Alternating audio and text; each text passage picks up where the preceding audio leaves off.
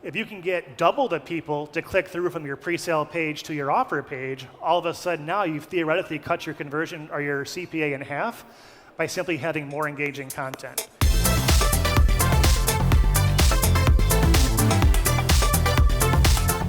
This is key number 4.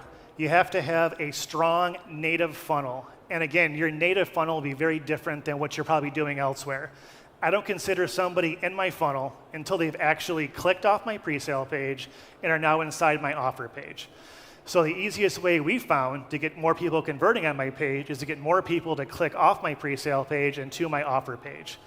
A lead form is kind of a lead form, right? If your lead form converts at, let's say 2.5%, you're asking for a name, phone number, email address, or whatever, you can make slight changes to that to get that better, but you're not ultimately going to make a huge dramatic increase on that.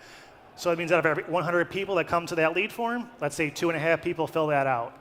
Now the interesting thing is, if you can get double the people to click through from your pre-sale page to your offer page, all of a sudden now you've theoretically cut your conversion or your CPA in half by simply having more engaging content. I know it's kind of confusing, but we can cover it again if you guys have any questions on that. So how we do this is, again, write creative and refreshing content and are constantly testing and pre-testing different advertorials and different flows until we kind of find that winning secret sauce. One thing I hear, I talk to a lot of people about this, but we always optimize for engagement first and then conversion second. And what that basically means is who is actively engaging with the content behind my web page. You can do this through Google Analytics, you can do this through some basic click tracking softwares, but who is reading your content and then of course going on to the next part in your sales page.